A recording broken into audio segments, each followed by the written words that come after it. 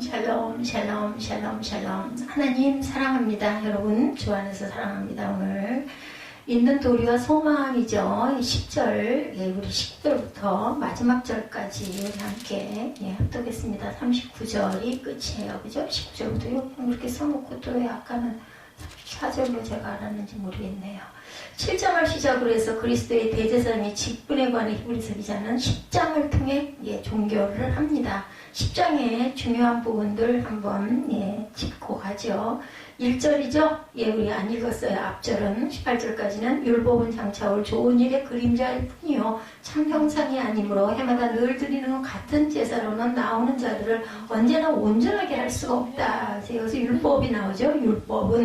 율법은 모세의 율법 가운데 동물의 희생제사법과 관련된 제사 제도를 가리킵니다. 그러니까 뭐예요? 피해 제사를 얘기하는 거죠. 해마다 늘 드리는 것 같은 제사 1절에 그렇게 부언하고 있죠. 좋은 일의 그림자일 뿐이다. 실제가 아니라는 거죠. 참 형상이 아니기 때문에 해마다 늘 드리는 같은 제사로는 나오는 자들을 언제나 온전하게, 예외드린 자들을 언제나 온전하게 할 수가 없다. 늘 반복적이기 때문에 이런 뜻을 갖고 있습니다. 해마다 늘 드리는 제사는 해마다 7월 10일 속죄일에 드렸던 속죄 제사를 뜻합니다. 레위기 16장에 증거합니다. 첫째 것을 폐하시면 둘째 것을 세우려 하심이라 9절에 말씀하고 계시죠. 2절부터 보죠. 그렇지 아니하면 섬기는 자들의 단변에 정결하게 되어 다시 주를 깨닫는 일이 없으리니 어찌 제사 드리는 일을 그쳤을 것이다. 그 뜻이죠. 그러나 이 제사들은 해마다 주를 기억해야 하는 것이 있나니 이는 황소와 염소의 피가 능히 주를 없이 하지 못함이라. 그러므로 주께서 세상에 임하실 때에 이르시되 하나님이 제사와 예물을 원하지 아니하시고 오직 나를 위하여 한 몸을 예비하셨도다. 번제와 속죄제는 기뻐하지 아니하시나니 이에 내가 말하기를 하나님이여 보시옵소서 두리마리 책에 나를 가리켜 기록된 것 같이 하나님의 뜻을 행하러 왔나이다 하셨느니라. 위에 말씀하시기를 주께서 제사와 예물과 번제와 속죄제는 원하지도 아니하시고 기뻐하지도 아니하신다 하셨고 이는 다 율법을 따라 드리는 것이라. 그 후에 말씀하시기를 보시옵소서 내가 하나님의 뜻을 행하러 왔나이다 하셨으니 그 첫째 것을 폐하시면 둘째 것을 세우려 하십니다. 맞죠? 첫째 것은 뭐예요? 첫째 것은 히브리서 8장 13절 10장 9절에 보면 첫 언약 히브리서 9장 1절 15절 18절에도 증거합니다. 곧 시내산에서 모세를 세우신 언약 첫 언약을 얘기합니다. 출애굽기 20장에서 23장까지 걸쳐 나오죠. 그래서 첫째 것을 폐하신가 둘째 것을 세우려 하심. 첫째 것을 폐하심이란 시내산 언약 곧 모세의 율법 전체를 폐하였다는 뜻이 아니고 그리스도께서 십자가 사역을 통해 영원한 속죄를 이루시고 단번에 성소에 들어가심으로 제사장 직분과 제사법에 있어 첫 언약의 것을 폐하고 더 좋은 언약 둘째 것을 세우셨다는 뜻이죠. 예를 들어 첫 언약에는 반드시 제사장을 통해 동물의 희생제물을 드릴 수 있었으나 그리스도의 십자가 사역 이후부터는 누구든지 그의 이름을 믿으면 그 피를 힘입어 성소에 담대히 가서 하나님께 예물을 드릴 수 있게 됐다는 거죠. 이것이 예수 그리스도께 자기 피로 세우신 둘째 것, 곧 새 언약, 더 좋은 언약이란 뜻입니다. 언약은 신구약 동시 모두 동일하죠. 신명기 5장 3절에 이 언약은 야훼께서 우리 조상들과 세우신 것이 아니요 오늘 여기 살아있는 우리 곧 우리와 세우신 것이다. 신명기에도 이렇게 말씀하세요. 신명기 19장 14, 5절에도 내가 이 언약과 맹세를 너희에게만 세운 것이 아니라 오늘 우리와 함께 여기 서 있는 자와 오늘 우리와 함께 여기 있지 아니한 자에게까지다 라고 신명기에도 구약에도 이렇게 증거를 합니다. 마태복음 5장 17절에도 내가 율법이나 선지자를 폐하려 온 줄로 생각하지 말라. 폐하려 온 것이 아니요 어떻게 해요? 완전하게 할까 합니다 말씀하셨죠. 18절에 보면 뭐라 그래? 이것이 다 사하셨은즉 이것들을 사하셨은즉 다시 죄를 위하여 제사 드릴 것이 없느니라. 예수 그리스도께서 십자가에서 죽으심으로 완전하고 영원한 속죄제를 드려주셨죠. 그러므로 이후부터는 다시 죄를 위하여 짐승의 피로 속죄제사를 드릴 필요가 없게 되었다는 뜻입니다. 그리고 쭉 내려가서 우리 19절부터는 읽었기 때문에 25절 봅니다. 모이기를 피하는 어떤 사람의 습관과 같이 하지 말고 오직 권하여 그날이 가까움을 볼수록 그리하자 그랬죠. 마지막에 가까워질수록 교회에 모이기를 힘써야 한다는 겁니다. 마태복음 24장 16절이죠. 특히나 오늘과 같은 때, 요즘과 같은 때 코로나 바이러스가 있을 때일수록 우리는 정말 예배를 열심히 그리고 최선을 다해서 오늘 어떤 목사님이 방송을 듣고 오래 왔다 갔다 운전을 하다 보니까 말씀을 하시는데 하나님이 어쩌면은 그 형식적이고 그 뭐랄까 진정성도 없고 그리고 거룩함도 없고 막 형식적으로 드리는 얼른 들여 치우려고 하는 그런 것에 어쩌면 하나님이 신비 나셨는지도 모르겠다라고 말씀을 하시는 그 말씀이 귀에 꽂히더라고요. 맞아요. 그죠? 우리가 진정과 신령으로 항상 예배는 드려야 할 줄 믿습니다. 짧은 예배든 긴 예배든 뭐 아니면은 뭐 예를 들면 강단에 있는 목사님 설교가 정말 마음에 안 들어도 말씀 속에서라도 아니면 찬양 속에서라도 하나님께 내가 가까이 나가야 되잖아요. 안 그러면 억울하잖아요. 시간 들여서 그죠? 예, 와가지고 앉아가지고 아무것도 얻지 못하고 들어가고 드리지 못하고 가면은 그건 정말 쓸데없는 짓을 하는 거거든요. 그야말로 허공에다 이렇게 주먹질하는 거나 똑같다라는 것을 그래서 아마 바울이 그런 이야기를 한 것 같습니다. 그러나 모이기를 피하는 자들이 있으니 그들과 같이 하지 말라는 거죠. 이것이 말세의 신앙이고 마지막에 가까울수록 교회에 모이기를 힘써야 한다. 이것이 말세의 신앙. 환난을 이기는 방법 모이면 저는 예배를 드리면 힘이 납니다. 그러나 모이기를 피하는 자들이 있으니 그들과 같이 하지 말라는 뜻입니다. 마태복음 14장 16절에 이때 유대에 있는 자들은 산으로 도망할지니라 이렇게 얘기하고 있습니다. 예, 광야교회를 얘기합니다. 산에 있는 교회 사도행전 7장 18절 출애굽 7장 16절 예. 그때 유대에 있는 자들은 그거 분명히 산으로 도망할지니라 마태복음 24장 16절에 그렇게 증거하고 있습니다.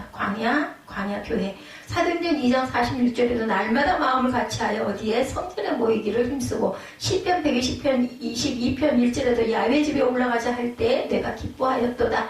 그 다음에 29절에 은혜의 성령을 욕되게 하는 자가 당연히 받을 형벌이다라고 하죠. 하물며 하나님의 아들을 짓밟고 자기를 거룩하게 한 언약의 피를 부정한 것으로 여기고 은혜의 성령을 욕되게 하는 자가 당연히 받을 형벌은 얼마나 무겁겠느냐 너희는 생각하라. 그 형벌은 어떤 것일까? 로마서 1장 28절에 32절 사형입니다. 로마서 8장 5, 6절 육신의 생각은 사망이죠. 로마서 8장 13절 육신대로 살면 반드시 죽을 것이다. 고린도전서 6장 9절에서 10절 갈라디아서 5장 16절에서 21절 에베소서 5장 1절에서 5절 하나님 나라에서 유업을 얻지 못하죠. 빌립보서 3장 19절에 그들의 마침은 멸망이요 땅의 일을 생각하는 자라.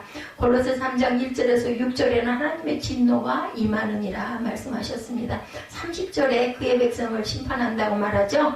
살아계신 하나님의 손에 빠져들어가는 것이 무서울진저 원수 갚는 것이 내게 있으니 내가 갚으리라 하시고 다시 주께서 그의 백성을 심판하리라 말씀하신 것을 우리가 안다. 살아계신 하나님의 손에 빠져들어가는 것이 무섭다. 왜냐하면 죽을 것을 알기 때문에 그의 백성을 심판하신 에스겔 9장 1절에서 6절 내 성소에서 시작할지니라 베드로전서 4장 17절 하나님의 집에서 심판을 시작하신다. 마태복음 3장 12절 자기 타작마당을 정하게 하사 알곡은 모아 곳간에 들이고 죽정이는 꺼지지 않은 불에 태우시리라. 마태복음 19장 28절 이스라엘 12지파를 심판하신다라고 말씀합니다. 하나님의 뜻 10장 36절이죠. 너희에게 인내가 필요하면 너희가 하나님의 뜻을 행하는 게 약속하신 것을 받기 위함이라. 마태복음 7장 21절에 내 아버지의 뜻대로 행하는 자라야 들어가리라. 로마서 2장 18절에 율법의 교훈을 받아 하나님의 뜻을 알고 나의 의는 믿음으로 말미암아 살리라고 말하죠. 38절 우리가 너무나 잘 아는 말씀 나의 의는 믿음으로 말미암아 살리라. 또한 뒤로 물러가면 내 마음이 그를 기뻐하지 아니하리라 하셨느니라. 로마서 말씀에도 1장 16, 7절에도 증거합니다. 예수를 믿는 사람은 영혼 구원에 이르는 믿음으로 살아가야 된다. 히브리서 10장 39절에도 오직 영혼을 구원함에 이르는 믿음. 베드로전서 1장 5절에서 9절의 믿음의 결국은 영혼의 구원이다. 히브리서 11장의 믿음의 선진들도 그랬다라고 말씀하죠. 잊지 마시고 로마서 1장 16, 7절 읽어보시기 바랍니다. 그래서 10장의 중요한 부분들 우리 한 번 더 보고 갔습니다. 6장 초도에서 언급한 바 있는 같이 이 경고는 그리스도로부터 멀어지는 것에 대한 또 다른 하나의 경고였다. 그러므로 우리가 그리스도의 도의 촛불을 버리고 6장 1절입니다. 죽은 행실을 회개함과 하나님께 대한 신앙과 세례들과 안수와 죽은 자의 부활과 영원한 심판에 관한 교훈의 털을 다시 닦지 말고 어디로 나가라고요? 완전한 데로 나가라. 누구 앞에? 예수 그리스도 앞에. 그렇죠? 그래서 구약 율법과 제사에 대해서 1절에서 3절에 말씀하고 있습니다. 구약 율법과 제사 우리가 다 읽었기 때문에 그냥 갑니다. 율법은 좋은 일의 그림자라고 얘기하죠. 1, 2절에 보면 율법은 장차 올 좋은 일의 그림자일 뿐이요 말하죠. 예, 참 형상이 아니다. 그림자는 뭐 그림자일 뿐이죠. 그림자와 참 형상은 대조되는 낱말이죠. 구약과 신약의 대조를 또한 그 제사를 대조하기도 합니다. 이 그림자. 구약은 그림자, 참 형상은 신약이죠. 좋은 일의 그림자의 율법은 단지 육체의 예법만 되는 개혁할 때까지 맡겨둔 것이다. 뭐라 그래? 몽학 선생이다. 그러고 얘기하죠. 율법은 우리로 하여금 죄를 깨닫게 하고 그리스도에게로 인도하는 몽학 선생의 역할을 성실히 수행할 뿐입니다. 하늘에 있는 모형과 그림자로서의 율법, 히브리서 8장 5절에 말씀했습니다. 그들이 섬기는 것은 하늘에 있는 것의 모형과 그림자라. 모세가 장막을 지으려 할 때 지시하심을 믿음과 같으니 이르시되 산과 모든 것을 산에서 내게 보이던 본을 따라 지으라 하셨느니라. 뭐도 그랬어요? 방주 지을 때도 그랬죠? 아무것도 온전케 할 수 없는 율법이라고 히브리서 7장 19절에 말씀합니다. 율법은 아무것도 온전하게 못할지라. 예, 히브리서 7장 19절에 이에 더 좋은 소망이 생긴 이것으로 우리가 하나님께 가까이 가느니라 증거하셨습니다. 구약 제사의 역할에 대해서 6절에서 8절에 증거하죠. 번제와 속죄제는 기뻐하지 아니하신다라고 말씀하죠. 율법이 장차 오는 좋은 일의 그림자일 뿐 참 형상이 아니기 때문에 율법을 쫓아 해마다 드리는 속죄 제사로는 인간의 양심을 어떻게 할 수가 없다. 온전히 할 수가 없다. 구약 제사가 그림자가 아니라 실체였다면 한 번도 제사를 드려도 완전한 속죄가 한 번만 제사를 드려도 예, 그죠? 완전한 속죄가 이루어졌으니 새로운 제사가 있을 필요가 없는 거죠. 두 번째가 필요가 없습니다. 불한 자는 구역의 피제사는 외부적인 정결을 가져다 주지만 온전히 죄를 없애주지 못하므로 피제사를 다시 드려야 됐다라는 거죠. 두 번째가 생긴 것은 첫 번째가 온전치 못하기 때문에 생기는 겁니다. 구약 제사의 온전치 못한 증거는 반복성이 있다. 3, 4절이죠. 3, 4절 다시 봅니다. 그러나 이 제사들에는 해마다 죄를 기억케 하게 하는 것이 있나니 이는 황소와 염소의 피가 능히 죄를 없애지 못해 하기 때문에 다시 또 생각이나 그 죄에 대한 것이 죄를 사하지 못했으나 율법을 쫓아들인 구약 제사는 사람들로 하여금 자신의 죄를 깨달으며 다시 또 기억하게 한다. 이러한 점에서 구약 제사는 인간들에게 유익을 끼쳤어요. 생각나게 하니까 또한 완전한 구속주이신 그리스도의 도래를 소망케 하십니다. 완전한 분이 계셨으면 좋겠다 이런 생각을 자꾸 하게 된다라는 거죠. 이에 내가 말하기를 하나님이여 보시옵소서 두루마리 책에 나를 가리켜 기록된 것 같이 하나님의 뜻을 행하려 왔나이다 하느니라. 이런 이야기를 하게 된다는 거죠. 7절에 오늘 본문 내가 말하기를 하나님이여 보시옵소서 두루마리 책에 나를 가리켜 기록된 것 같이 하나님 뜻을 하러 왔나이다 하셨느니라. 이런 분을 우리는 소망하고 구약 내내 기다렸다는 것입니다. 이 제사는 언제든지 죄를 없게 하지 못했다. 10장 11절에 증거합니다. 제사장마다 매일 서서 섬기며 자주 같은 제사를 드리되 이 제사는 언제나 죄를 없게 하지 못하였거니와 그리스도만 영원한 제사를 드리신다고 12절에 증거하죠. 오직 그리스도는 죄를 위하여 한 영원한 제사를 드리시고 하나님 우편에 앉으셨다 말씀하죠. 그리스도를 예비해 주신 하나님 모조리였습니다. 그러므로 주께서 세상에 임하실 때 이르시되 하나님의 제사와 예물을 원하지 아니하시고 오직 나를 위하여 한 몸을 예비했다라고 말씀하죠. 하나님께서는 죄인들이 율법을 쫓아들인 구약의 제사로 거룩해질 수 없음을 알고 계셨기 때문에 이미 영원 전부터 우리 제가 늘 말씀드리죠. 벌써 하나님 다 알고 계시고 결과를 아시기 때문에 우리는 그걸 모르고 쫓아가고 있을 뿐입니다. 이미 영원 전부터 그리스도와 구속 언약을 맺으시고 죄인들을 구속하시기 위해 그리스도의 몸을 희생제물로 예비하셨습니다. 하나님이 어떤 것을 보여주시거나 깨닫게 하시거나 느끼게 하실 때 중요한 것은 때와 시를 모르고 중간에 어떻게 거쳐서 그렇게 갈 줄을 모르기 때문에 우리는 절망하고 실망하고 낭망하고 그리고 불평하고 불만하고 이렇게 되더라고요. 근데 끝에 가보면은 끝은 하나님 말씀하신 대로 이루어져요. 그러니까 우리 과정을 모르는 게 중요한 문제이고 그리고 또한 시와 때를 몰라서 너무 못 참는 게 문제예요. 오래 참아야 합니다. 그가 거룩하게 된 자들이라고 말씀하죠. 14절에 보면 뭐라고 말씀했어요. 그가 거룩하게 된 자들을 한 번의 제사로 영원히 온전하게 하셨다. 한 번의 제사로 영원히 온전하게 하셨다. 얼마나 기가 막혀요. 그죠? 홈런이에요. 예수 그리스도의 십자가 제사는 하나님의 공의와 사랑을 만족시키시고 하나님을 기쁘게 하는 진정한 제사였다. 예, 더 좋은 언약의 중보가 되신 그리스도 8장 6절입니다. 그러나 이제 그는 더 아름다운 직분을 얻으셨으니 그는 더 좋은 약속으로 세우신 더 좋은 언약의 중보자시다. 중보하고 지금도 중보하고 계시죠. 그리스도께서만 향기로운 제물과 생축이 되셨다라고 에베소서 5장 2절을 말씀합니다. 그리스도께서 너희를 사랑하신 것 같이 너희도 사랑 가운데서 행하라. 그는 우리를 위하여 자신을 버리사 향기로운 제물과 희생제물로 하나님께 드리셨느니라. 그러니 우리도 서로 사랑해야 되겠죠. 우리가 그 은혜를 입었으니 예, 우리 이웃에게도 그 사랑을 함께 그 전도를 해줘야 됩니다. 그게 전도라는 뜻은 거기에 그죠 전해질 수 있도록 우리가 얘기하는 예수 믿으세요. 그것도 전도지만 그 사랑이 느껴질 수 있도록 전도할 줄 알아야 되겠다. 새 언약과 속죄제사 참 우리 국어가 좋은 것 같아요. 깊은 뜻이 이렇게 반복을 하다 보면 느껴집니다. 9절입니다. 그 후에 말씀하시기를 보시옵소서 내가 하나님의 뜻을 행하러 왔나이다 하셨으니 그 첫째 것을 폐하시면 둘째 것을 세우려 하십니다. 하나님의 뜻을 행하러 오신 그리스도의 삶은 순종 자체로 실로 향기로운 제물이었어요. 그죠?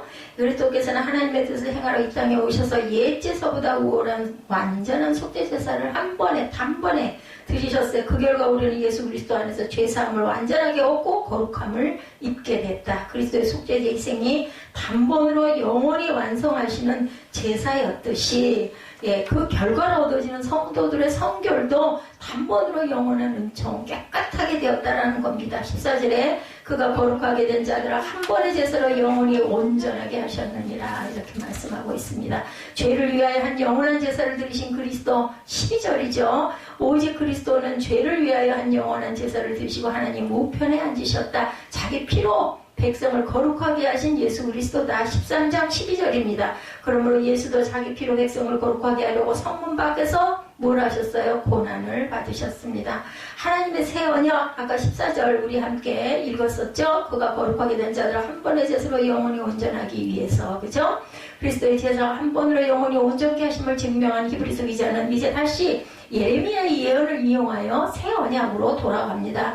성령께서는 우리에게 새 언약에 대하여 증거해 주신데 그것은 옛 선지자 예레미야를 통해서 하신 말씀으로 마음과 생각에 기록하는 것이다. 예레미야 31장 33절에 말씀하죠. 그러나 그날 후에 내가 이스라엘 집과 맺을 언약은 이러하니 곧 내가 나의 법을 그들의 속에 두며 그들의 마음에 기록하여 나는 그들의 하나님이 되고 그들은 내 백성이 될 것이다. 야훼의 말씀이니라. 이게 예수님 오시기 몇 천년 전에 예레미야가 그 선포한 그러한 말씀입니다. 예언이죠. 새 언약을 증거하시는 성령께서는 이제 사죄의 제사가 다시는 필요 없음을 증거하셔서 우리를 하여금 사죄 제사의 불필요함을 확증하게 하셨다. 이스라엘의 집과 유다 집에 세우신 새 언약이죠. 31장 31절입니다. 야훼 말씀이니라. 보라 날이 이르리니 내가 이스라엘 집과 유다 집에 새 언약을 맺으리라. 보혜사 성령께서 그리스도를 증거하시죠. 요한복음 15장 26절입니다. 내가 아버지께로부터 너에게 보낼 보혜사 곧 아버지께로부터 나오시는 진리의 성령이 오실 때 그가 나를 증언하실 것이요 너희도 처음부터 나와 함께 있었으므로 증언한다 라고 증거합니다. 요한복음 15장 26절. 그래서 우리는 어떻게 해요? 14절 말씀으로 또 돌아갑니다. 온전한 믿음으로 우리는 나아가야 되겠다. 그렇기 때문에 그렇죠. 그 거룩하게 된 자들을 한 번의 제사로 영원히 온전하게 하셨기 때문에 우리는 온전한 믿음으로 나아가자. 예수 그리스도께서 속죄의 피를 흘리심으로 구약의 제사의식을 끝마쳤을 뿐만 아니라 하나님께 예배하는 방식도 바꿔 놓으셨죠. 이제는 대제사장이신 예수 그리스도를 통해서 하나님께 직접 나아가는 길이 우리에게 열렸습니다. 양심의 악을 깨닫고 몸을 깨끗이 한 자는 또한 참 마음과 온전한 믿음으로 하나님께 나아갈 수 있다. 크리스찬들은 하나님께 가까이 나아가는 제 삶의 궁극적인 목적이 되어야 한다는 겁니다. 은혜의 보좌 앞에 어떻게 담대히 나아갈 수 있게 됐어요. 그죠? 히브리서 4장 16절에 그러므로 우리는 긍휼하심을 받고 때를 따라 돕는 은혜를 얻기 위하여 은혜의 보좌 앞에 담대히 나아갈 것이니라. 하나님께 가까이함이 성도에게 복이라. 시편 73편 28절입니다. 하나님께 가까이함이 내게 보이라. 내가 주 야훼를 나의 피난처로 삼아 주의 모든 행적을 전파하리다. 그렇기 때문에 우리는 인내해야 되죠. 기다려야 되고 오래 참을 줄 알아야 됩니다. 그걸 못해서 불평, 불만, 염려, 두려움 그죠? 그죠? 좌불안 속들을 하죠. 용서받을 수 없는 죄, 기독교의 심한 진리를 깨닫고도 계속해서 고의적인 죄를 범하는 자는 다시 하는 제사고 새로운 구원의 방법이 없다라고 말씀하죠. 용서받을 수가 없습니다. 알고 짓는 죄는 용서받을 수가 없다. 반복적인 죄는 용서받을 수가 없다. 그들은 그리스도의 단번에 속죄부하고 다시 율법으로 돌아간 자, 구약시대에서 모세의 율법을 배교하는 자는 하나님을 배척하는 자로 여겨져 사형에 처해졌어요. 배교하고 하나님의 아들이신 그리스도를 거절하는 것일 뿐만 아니라 모욕하는 행위임을 성령 모독죄, 그거는 도저히 성령 모독한 죄는 용서가 없습니다. 그래서 그 아나니와 삽비라가 죽죠. 히브리서 기자는 하나님의 아들을 밟는다는 말로 표현합니다. 그리고 거룩하게 한 언약의 피를 부정하게 여긴 것이 된다. 또한 성령을 욕되게 하였다. 성령을 회방하면 사하심을 얻지 못한다. 마태복음 12장 31절이죠. 그러므로 내가 너에게 이르노니 사람에 대한 모든 죄와 모독은 사하심을 얻되 성령을 모독하는 것은 사하심을 얻지 못하겠고 하나님의 성령을 근심하게 하지 말아야 될 성도라고 말씀합니다. 에베소서 4장 30절이죠. 하나님의 성령을 근심하게 하지 말라. 그 안에서 너희가 구원의 날까지 인치심을 받았기 때문에 하나님의 성령을 절대로 근심하게 하지 말아야 됩니다. 그럼에도 불구하고 우리는 반복적인 느낀 죄를 짐으로 예수님을 십자가에 거듭거듭 못 박는다 이런 이야기들을 많이 하죠. 연구한 산업이 우리에겐 있습니다. 성도들이 믿음의 길에 당하게 되는 여러 가지 고난을 참고 인내하여 끝까지 믿음을 지키면 하나님으로부터 큰 축복의 약속이 있다라는 거죠. 바울은 그의 서신에서 현재의 고난은 점차 우리에게 나타날 영광과 좋게 비교할 수 없다. 롬팔 18입니다. 롬팔 18 이렇게 외우면 좀 빠르죠. 안 잊어버리게 되죠. 성도들은 하늘의 상을 바라보며 이 세상에서 믿음으로 살아가라고 하죠. 그러한 자들에게 하나님께서는 자신이 약속하신 영구한 상급의 축복을 허락하십니다. 인내하는 자에게 상급이 주어진다고 야고보 사도가 1장 12절에 말씀합니다. 시험을 참는 자는 복이 있나니 이는 시련을 견뎌낸 자가 주께서 자기를 사랑하는 자들에게 약속하신 생명의 면류관을 얻을 것이기 때문이라 말씀합니다. 영원한 영광을 얻게 하시죠. 고린도후서 4장 17절입니다. 우리가 잠시 받는 환난에 경한 것이 지극히 크고 영원한 영광에 중한 것을 우리에게 이루게 하셨다. 인내가 필요합니다. 36절에 그렇게 증거했었죠. 인내가 필요하다라고. 너에게 인내가 필요하면 너희가 하나님의 뜻을 행한 후에 약속하신 것을 받기 위해서 우리는 끝까지 참고 기다려야 됩니다.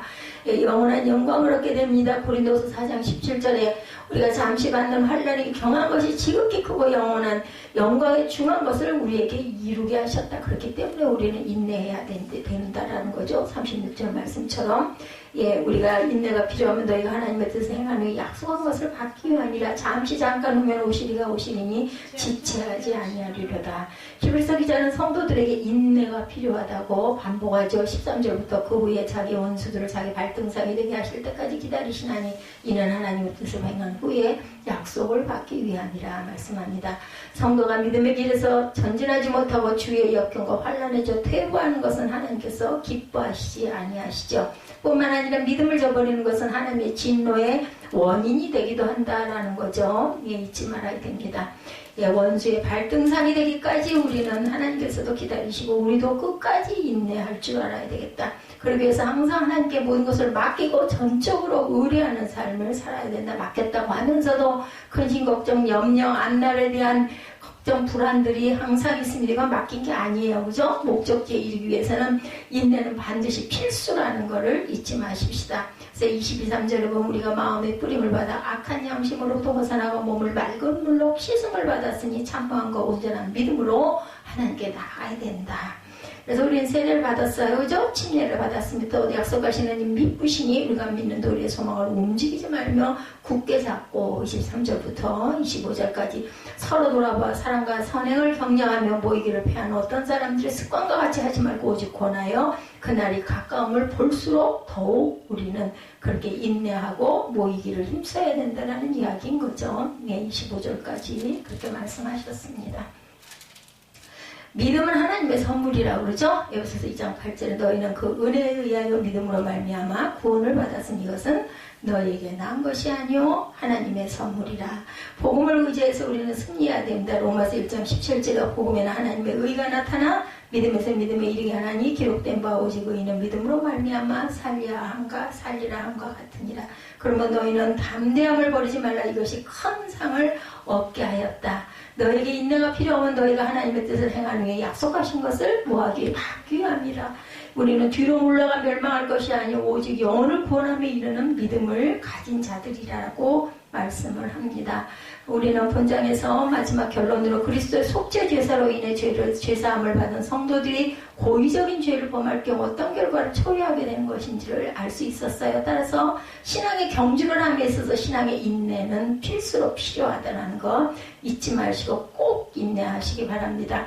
그래서 율법은 장차 올 일에 좋은 그림자다라고 얘기를 하고 계시죠. 그래서 우리는 어떻게 해요? 소망을 굳게 잡고 마지막은 인내로 끝까지 나아가야 되며 원수 갚는 것은 내게 있다 하나님이 말씀하셨기 때문에 그 백성들을 심판하려 말씀하신 걸 우리가 안 하니 살아계신 하나님의 손에 빠져들어가는 것이 무서울진저 전날에 너희가 빛을 받은 후에 고난의 큰 싸움을 건져낸 것을 생각하라.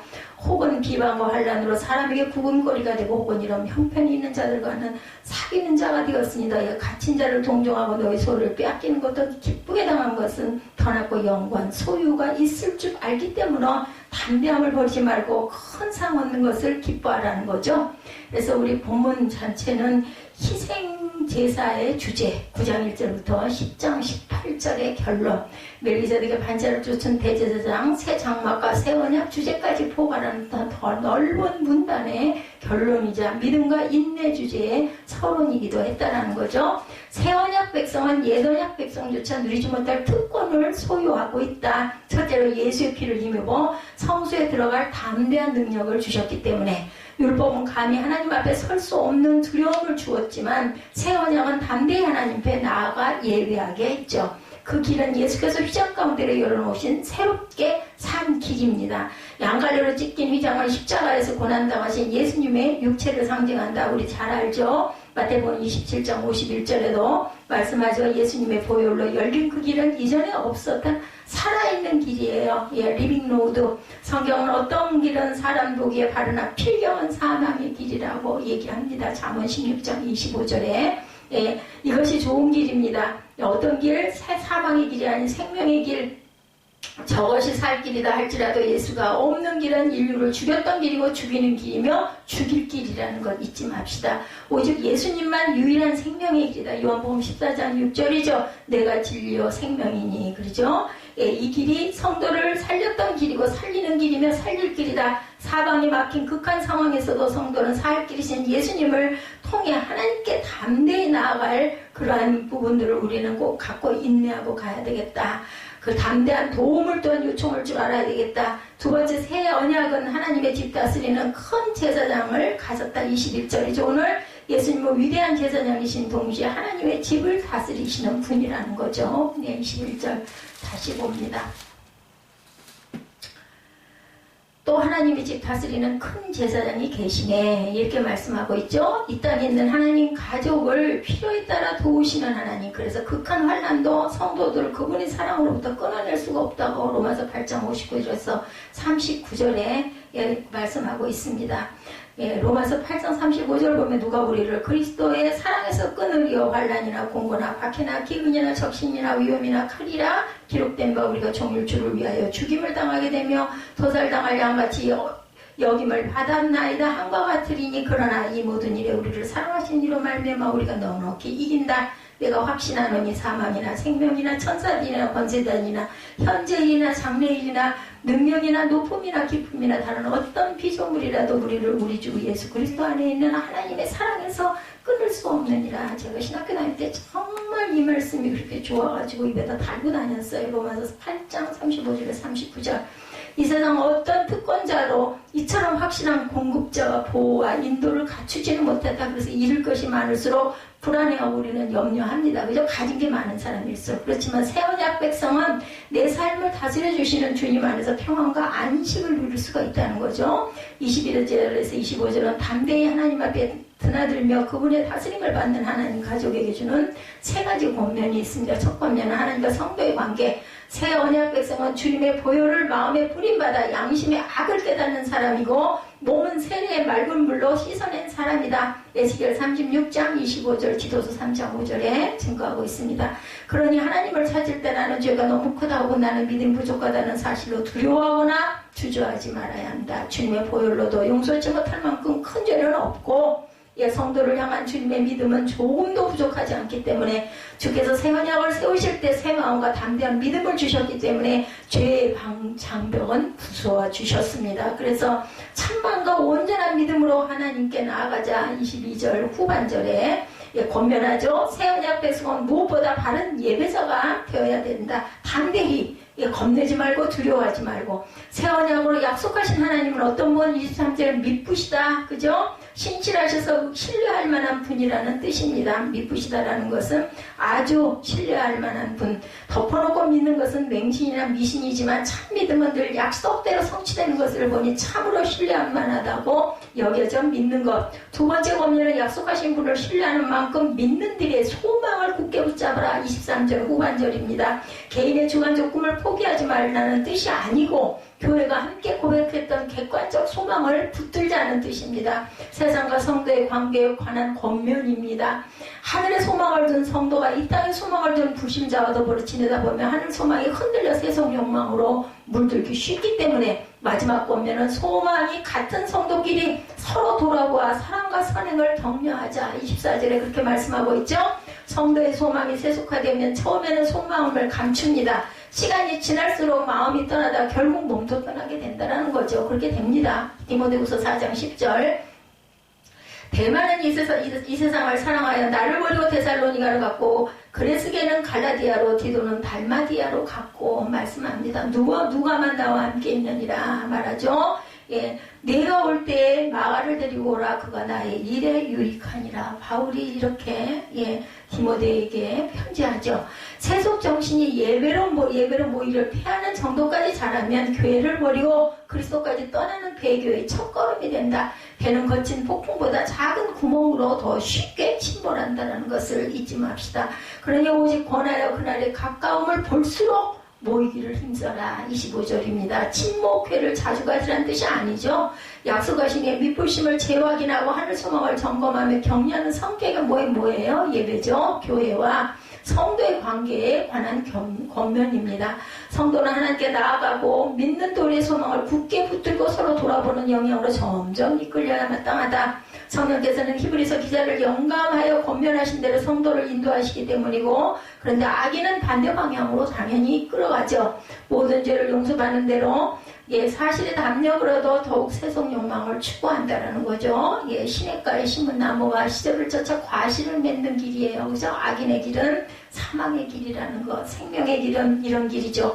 다른 이도 욕망대로 살도록 자꾸 부추깁니다. 자기 혼자 안 가 같이 가자 그래요. 다들 보면 혼자 안 가죠. 수영장도 보면 저만 혼자 다니더라고요. 다 대개는 다 따로 와도 나중에 그 안에서 만나서 아주 재밌게 얘기하고 수다 떨고 하는데 저는 그럴 일이 없어요.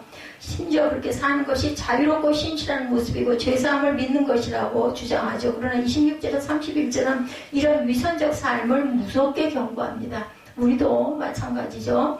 누구든지 진리를 지식으로 받으며 진집 죄를 범하면 26절에 말하죠. 다시 속죄하는 제사가 없고 오직 무서운 마음으로 심판을 기다리는 것과 대적하는 죄를 소멸할 맹렬한 불만이 있다. 말씀합니다. 히브리서 9장 26절에서 28절도 그리하면 그가 세상을 창조한 때부터 자주 고난을 받았어야 할 것이로되 이제 자기를 단번에 제물로 드려 죄를 없이 하시고 세상 끝에 나타나셨느니라. 예수 그리스도시죠. 27절에 한 번 죽는 것은 사람에게 정해진 것이요 그 후에는 뭐가 심판이 있으리니 이와 같이 그리스도도 많은 사람의 죄를 담당하시려고 단번에 들이신 바 되셨고 구원에 이르게 하기 위하여 죄와 상관없이 자기를 바라는 자들에게 두 번째 나타나시리라고 말씀하십니다. 두 번째 나타나시죠. 그리스도 안에서만 참 소망이 있으니 고의로 그리스도를 떠나면 남는 소망이 없고 망은 망이에요. 근데 멸망, 그죠? 은밀히 즐기는 세속 욕망은 고의성 범죄로 자라기가 쉽습니다. 그러니 성도는 믿는 도리의 소망 외에 세속 욕망을 절대로 추구하지 말자. 그림자도 가까이 하지 말자. 옆에 가지 말자. 듣지도 말자. 그죠? 새 언약 백성은 율법이 아닌 복음의 특권을 누리는 만큼 책임도 막중합니다. 모세의 법을 폐한 자도 증인 두셋으로 증언만 하면 가차없이 사형을 당했어요. 그렇다면 하나님을 아는 아들을 밟고 자기를 거룩하게 한 자 언약의 피를 부정한 것으로 여기고 은혜의 성령을 욕되게 한 사람을 얼마나 무서운 형벌을 받겠느냐 28구절에 말씀하고 있죠. 속죄 진리를 제 욕망의 도약판으로 삼는 신앙은 그리스도의 속죄를 부정하는 신앙인 만큼이나 죄가 무겁고 형벌도 무겁다라는 겁니다. 6장 4절에서 6절에 증거합니다. 예, 데살로니가 전서 4장 3절부터 6절에도 육체의 죽음을 넘어선 영원한 멸망이 선고됩니다. 하나님께서 성도를 정결케 하신 목적은 평생 주님 앞에서 거룩하게 살도록 하시려는 거죠. 데살로니가전서 4장 3절부터 6절 봅니다. 하나님의 뜻은 이것이 너희의 거룩함이라 곧 음란을 버리고 거룩함과 존귀함으로 자기 안에 대할 줄을 알고 하나님을 모르니 이방인과 같이 세경을 따르지 말며 이 일의 분수를 넘어 형제를 해하지 말라. 이는 우리가 너희에게 미리 말하고 증언한 것과 같이 이 모든 일에 주께서 신원하여 주심이라. 데살로니가 교회에 편지한 거죠. 바울이 하늘을 소망하는 자답게 진리를 아는 자답게 살라고 부단히 권면하고 경고합니다. 성도는 하나님의 구원 목적과 그 목적으로 이끄는 수단인 그분의 말씀에 항상 순종. 우리는 볼 것 사람 필요 없어요. 말씀만 보면 됩니다. 이를 멸시한 채 씻었다 더러운 구덩이에 되돌아가는 돼지처럼 사는 자는 애초에 진리를 알지 못한 사람보다 더 엄중한 형벌을 받는다. 베드로 후서 2장 22절에서 24절입니다. 원수 갚는 것이 내게 있으니 내가 갚으리라. 주께서 그의 백성들을 뭐라고 심판하시리라고 말씀하시죠. 30절에 오늘 보면 원래 이 말씀은 하나님이 그분 백성을 대적하는 원수에게 친히 복수하시겠다는 뜻이었어요. 신명기 32장 35절에 그들이 실족할 그때 내가 보복하리라. 그들의 환난 날에 가까우니 그들에게 닥칠 그 일이 속히 오리로다 말씀하셨습니다. 여기서 성자를 짓밟고 성령을 욕되게 한 자들에게는 복수하시겠다라는 의미죠. 하나님은 그런 자들을 원수로 여기신다는 것을 우리가 알아야 합니다. 사람은 복수를 다짐하고도 실천하지 않을 수 있지만 복수심이 불타도 죽으면 끝이죠. 그렇지만 하나님은 반드시 복수하신다. 일단 징벌의 손을 드시면 멈추지 않고 혹독하게 영원히 갚으신다라는 건 31절이죠. 영원히 살아계신 하나님의 손에 빠져들어가는 것은 무척 두려운 일이므로 우리는 정신을 차려야 되겠다. 32절에 35절은 수신자들을 격려하는 내용이죠. 그들의 빛을 받은 후 신앙 초기의 고난의 큰 싸움에서 참은 것을 돌아보게 하시죠. 32절에 그들은 비방과 환난으로 사람에게 구경거리가 되었어요. 신앙 때문에 대중 앞에서 언어폭력과 신체 학대를 당했다는 뜻입니다. 게다가 같은 취급을 받은 위험에도 불구하고 기꺼이 이런 형편있는 자들을 동료가 되어주기도 했다. 33절에 갇힌 자를 동정했고 평생 공들여 쌓은 산업을 빼앗기는 것도 기쁘게 감수했다. 34절 전반에 나오죠. 극심한 시련 속에도 성숙한 새언약 백성답게 살았습니다. 그 비결은 더 낫고 영구한 산업이 있는 줄 알미라. 34절 후반전에 증거하죠. 한데 영원한 유업을 눈으로 선명하게 보는도 강렬하게 인식했기 때문이다. 그러므로 너희 담대함을 버리지 말라. 이것이 큰 상을 얻느니라 하고 말씀합니다. 깨달으라고 계속 반복해서 얘기하죠. 성도에게 약속된 하늘 유업은 누구도 빼앗을 수 없는 영원한 상급이다. 39절, 9장 15절, 28절에 증거했습니다. 그러니 고난의 때일수록 믿는 우리의 소망을 더욱 굳게 붙들어야 되겠다. 그래서 36절에서 39절은 11장부터 본격적으로 말할 인내와 믿음 주제를 살짝 언급해놨습니다. 새 언약의 약속은 일방적인 하나님의 은혜로 성취됐어요. 그렇지만 성경은 성도가 무책임한 태도로 방종하게 살아도 하늘 유업이 자동 상속된다고 가르치지는 않습니다. 오히려 약속된 상을 상속하기까지 성도의 책임을 다해라 라고 강조하죠. 끝까지 인내하라고 36절에 촉구합니다. 고난의 시간이 길게 느껴질지라도 나중에 확인해보면 그리 긴 시간이 사실은 아니었어요. 죽기까지 성도를 사랑하신 우리 주님은 잠깐 후에 재림하십니다. 지체하지 아니하시고 속히 오신다. 37절에 말씀하죠. 하박국 2장 3절, 계시록 22장 20절에도 증거합니다. 오래 참고 기다리다 막판에 포기해서 심판받는 사람이 가장 안타깝죠. 억울하죠. 그죠? 끝까지 참아야 돼요. 그런 얘기하죠. 내가 어떻게 지금까지 있었는데 여기서 이걸 그만둬. 이걸 포기를 어떻게 해. 이런 얘기 많이 합니다. 예, 성도회가 누릴 영원 복락에 대해 이 땅의 고난은 잠깐이죠. 눈 깜짝입니다. 하늘나라에 비하면. 고난이 닥쳐도 하나님은 내가 감당치 못할 시험은 허락하지 아니하시고 피할 길을 내셔서 능히 감당하게 하신다. 고린도전서 10장 13절이죠. 조금만 더 참으면 됩니다. 오직 나의 의는 믿음으로 말미암아 살리라는 말씀, 새 언약의 약속 이후에 성경이 반복해서 강조하죠. 예, 하박국 2장 4절, 오늘 본문 38절, 예, 로마서 1장 17절, 갈라디아서 3장 11절에 같은 말씀을 반복합니다. 믿음이 인내의 기초이기 때문이죠. 믿음이 견고한 의인은 상황이 심각해도 소망으로 극복하고 인내합니다.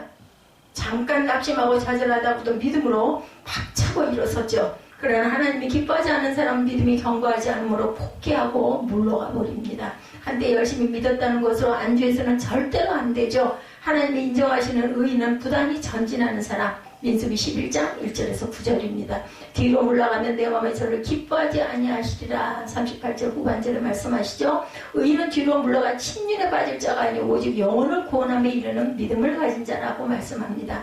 의인은 날마다 하나님께 더 가까이 나아가려고 합니다. 100번을 실패해도 쓰러진 자리에서 다시 하나님의 백성을 갚기를 추구합니다. 믿는 도리에 소망을 붙들고 인내하는 일은 성도의 평생에 걸친 영적 투쟁, 영적 전투입니다. 그 싸움에서 물러나도록 가르치는 것은 복음이 아니라는 것. 마태복음 5장 11, 2절, 누가복음 6장 22, 3절, 베드로전서 4장 13절입니다. 성도는 자비로운 하나님만으로 만족하려는 반쪽 신앙과 싸워야 합니다. 심판의 경고를 무시한 채 세속적 복만 추구하는 시대정신과도 싸워야 되겠죠? 하나님께서는 우리에게 인내의 도리를 굳게 잡고 소망으로 기다리고 인내하라고 말씀하십니다. 잊지 아니하시는 저와 여러분이 되시기를 주님의 이름으로 축복합니다.